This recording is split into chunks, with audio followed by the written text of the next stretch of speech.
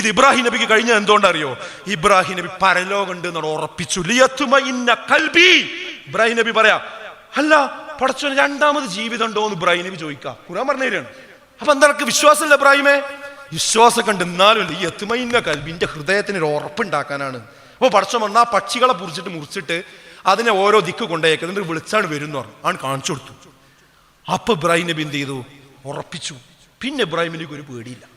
പിന്നെ ആരില്ലെങ്കിലും എൻ്റെ പടച്ചോണ്ട് അതുകൊണ്ട് ആ തീക്കുണ്ടാരത്തിലേക്ക് വരെ പോയത് നിങ്ങൾ ആലോചിച്ച് നോക്കി. എന്താ നമ്മക്ക് ഇതിന് കഴിയാത്തത്? നമ്മളെ അവസ്ഥ എന്താ പറയുന്നത്? ഹുബ്ബുദ്ദുനിയാവ കറാഹിയത്തുൽ മൗത്താണ്. അതായത് ദുനിയാവിനോടുള്ള ആർത്തിയും പ്രേമവും മരണം എന്ന് പറഞ്ഞാൽ ഭയങ്കര പേടി. ഈ അവസ്ഥയ്ക്ക് ഇന്ന് മുസ്ലിം സമുദായം എത്തിയിട്ടുണ്ട്. നമുക്ക് പരലോകമൊന്നും വിശ്വാസമില്ല, അങ്ങനെ ഉണ്ടോയെന്ന് തന്നെ അറിയില്ല. അതുകൊണ്ട് എനിക്ക് ഈ ഈദ്ഗാഹിൽ പറയാനുള്ളത്, നമ്മൾ ശരിക്കും നമ്മളെ മക്കളെയും കുട്ടികളെയും കുടുംബങ്ങളെയൊക്കെ ശരിക്കും പരലോക വിശ്വാസങ്ങളെ പടച്ചോനെ പോലുള്ള മക്കളാക്കി മാറ്റണം. ഇബ്രാഹിം നബിൻ്റെ കുടുംബത്തെ പോലുള്ള കുടുംബമാക്കി മാറ്റണം.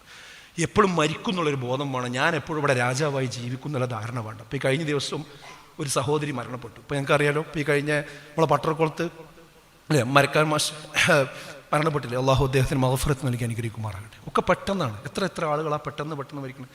ഉച്ചക്ക് ഉറങ്ങാൻ കിടന്നാണ് ഒരു സഹോദരി.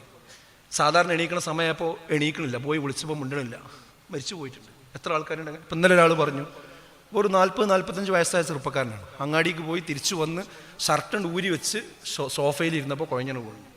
നമ്മൾ ഇത്രയേ ഉള്ളൂ മനുഷ്യന്മാർ. അതുകൊണ്ട് മരിക്കണീൻ്റെ മുമ്പ് ശരിക്കും വിശ്വാസം അനുസരിച്ച് ജീവിക്കുക. നമുക്ക് എന്നും ജീവിക്കാനുള്ളത് പരലോകത്താണ്. നമുക്ക് ആ സ്വർഗം കിട്ടണം, നമ്മളെ കുട്ടികൾക്ക് അത് കിട്ടണം. നമ്മളെ ജോലി, നമ്മളെ എല്ലാ പകിട്ടും പവറും അധികാരവും ഇവിടെ എന്നും ഉണ്ടാവില്ല. അതുകൊണ്ട് ആ രീതി ജീവിക്കുക. മരണഭയം വിസ്മരിക്കരുത്. അങ്ങനെയുള്ള യഥാർത്ഥ മുത്തക്കികളെ അല്ലാഹു നമ്മെ ഉൾപ്പെടുത്തി അനുഗ്രഹിക്കുമാറാകട്ടെ.